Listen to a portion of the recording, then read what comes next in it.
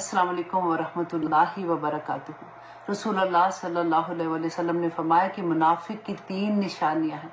और आपको याद है ना, हमने सूरत बकरा में बहुत डिटेल में पढ़ा कि मुनाफिक जो है उसका ठिकाना कहाँ है, कि दोज़ख का आखिरी दर्जा जिसको दर्क कहते हैं, वहाँ पे काफिर भी नहीं, काफिर से भी बुरा दर्जा है मुनाफिक के लिए। और उसकी निशानियों में से रसूलुल्लाह सल्लल्लाहु अलैहि वसल्लम ने फरमाया, ये मुत्तफ़क़ुन अलैह हदीस है, बुखारी की हदीस नंबर 33 और मुस्लिम में 59 नंबर की हदीस है कि रसूलुल्लाह सल्लल्लाहु अलैहि वसल्लम ने फरमाया कि मुनाफिक की 3 निशानियां। नंबर 1 ये कि जब वो वादा करे, कोई अहद करे तो उसको पूरा ना करे। आप जरा अपने अहद सोचिए कि जब हम अल्लाह सुब्हानहू तआला से अहद करते हैं, जब हमारे ऊपर कभी कोई मुश्किल वक्त आता है तो हम क्या कहते हैं, या रब्बुल आलमीन इस मुश्किल को हमारे रास्ते से हटा दे, उसके बाद हम ये करेंगे, हम ये करेंगे, अल्लाह सुब्हानहू तआला हमें माफ कर दे, हम कभी ये चीज दोबारा से ऐसे नहीं करेंगे।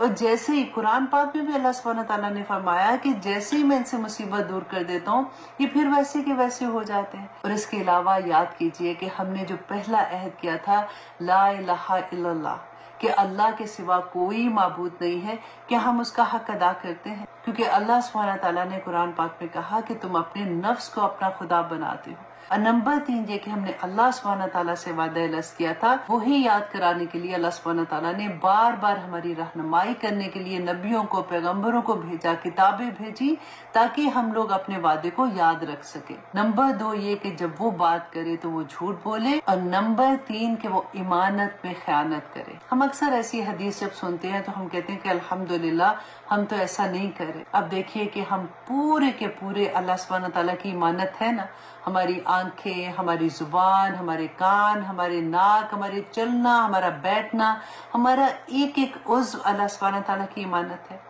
कि हम अपनी आंखों से सिर्फ वही चीजें देखते हैं जो अल्लाह सुब्हानहू तआला ने हमें हुक्म दिया। क्या हम सिर्फ वही बातें सुनते हैं जो अल्लाह सुब्हानहू तआला के अहकामात में है। क्या हम सिर्फ उन्हीं रास्तों पे जाते हैं जो अल्लाह सुब्हानहू तआला के पसंदीदा रास्ते हैं। और इसी तरह से आप हर चीज पे देख लीजिए कि हम अल्लाह सुब्हानहू तआला की इमानत में किस तरह से खयानत कर रहे हैं। जब कोई हमें इमानत देता है तो हम उसकी हिफाजत करते हैं ना, तो इसी तरह से हमें अल्लाह सुब्हानहू तआला की दी हुई हर नेमत की हिफाजत करनी है। और वो हिफाजत इस तरह से करनी है कि हमने अल्लाह सुब्हानहू तआला की दी हुई हर नेमत को उस तरह से इस्तेमाल करना है जैसे देने वाले की चाहत है। अल्लाह सुब्हानहू तआला हमें अपनी नेमतों को सही जगह पे इस्तेमाल करने की तौफीक अता करे। आज के बाद आपने गौर करना है कि मेरी आंखें क्या देखती हैं, मेरी जुबान क्या बोलती है, मेरा कान क्या सुनते हैं, मेरे पाँव किस जगह पे चल के जाते हैं। कल को जब मैं अल्लाह सुब्हानहू तआला के सामने हाजिर होंगी तो क्या मैं इन इमानतों का जवाब दे सकूंगी।